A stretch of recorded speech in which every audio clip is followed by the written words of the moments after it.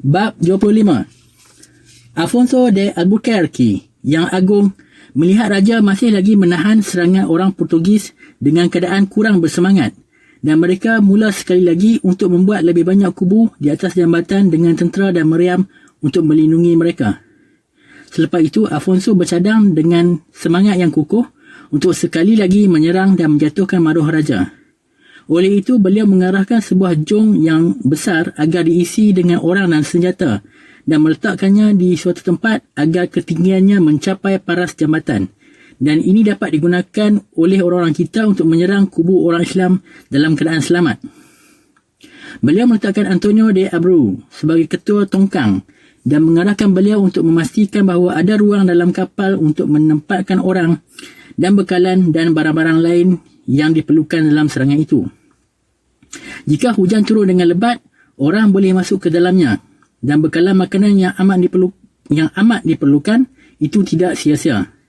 Beliau memerintahkan karavel yang diketuai oleh Simão Afonso dan jong besar yang diketuai oleh Duarte da Silva untuk mengawal jong dan untuk menariknya. Apabila semuanya telah siap sedia, Afonso memberitahu Antonio de Abreu untuk berlayar ke sungai melalui Kukup ke hilir dari jambatan, dan dia berserta orang-orangnya akan mengikorinya. Jong itu sangat besar dan tidak dapat melepasi Kukup kerana air sedang surut ketika itu. Untuk tidak membuang masa lagi, Afonso de Albuquerque memerintahkan agar dihantar jong lain yang lebih kecil saiznya. Walau bagaimanapun, jong ini tersadai juga dan mereka terpaksa menunggu air pasang.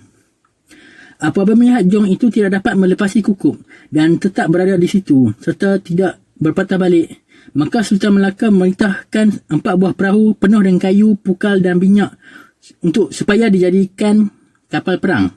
Memandangkan orang Islam begitu bersungguh-sungguh untuk membakar jong itu, Afonso memerintahkan kaptennya supaya mengambil giliran tidur berdekatan di dalam kapal mereka dan membias kilauan api dengan busur dan tombak bersama rantaian besi supaya jong itu tidak terbakar. Mereka menyusun rancangan ini dengan sungguh teratur sehingga menyebabkan strategi orang Islam gagal.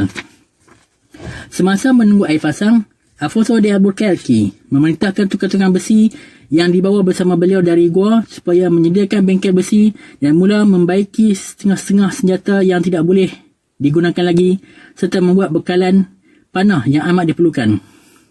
Beliau memerintahkan semua pegawai tentera yang mengadakan tong kayu, kapal, penyodok dan semua yang diperlukan supaya apabila mereka dapat mengambil alih jambatan, mereka dengan serta-merta boleh membuat rintangan di situ dan memerintahkan mantelet dibuat supaya orang mereka dapat perlindungan yang lebih baik daripada senapan musuh.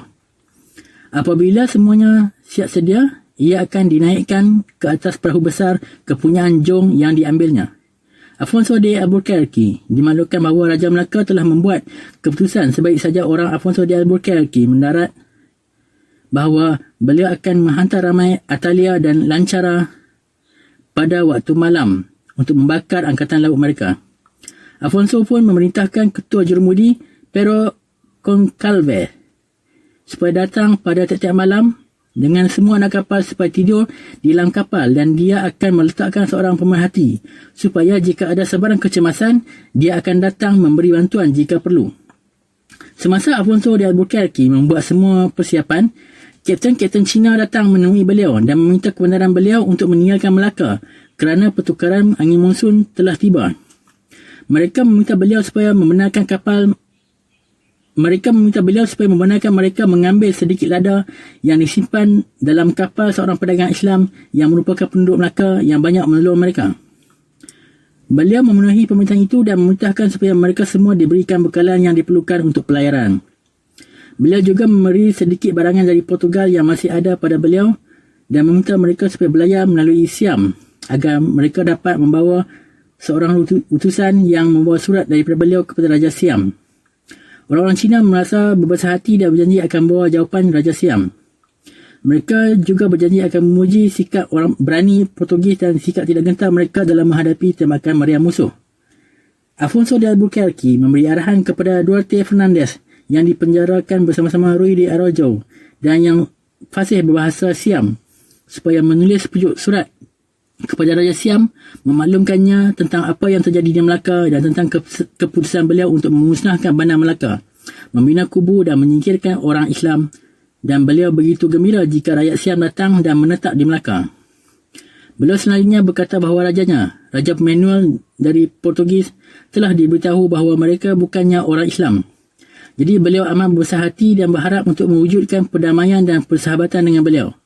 Beliau telah diperintahkan oleh Raja Portugis untuk memberi perlindungan kepada mana-mana kapal dan atau individu dari Siam yang ingin berdagang di pelabuhan Portugis. Beliau juga menghantar dengan tangan melalui Duarte Fernandes satu daripada pedang kita yang disaluti emas dan batu-batu yang berharga. Sebaik saja Duarte Fernandes diberi arahannya, orang-orang Cina itu pun berangkat dan merasa puas hati dengan Afonso de Albuquerque.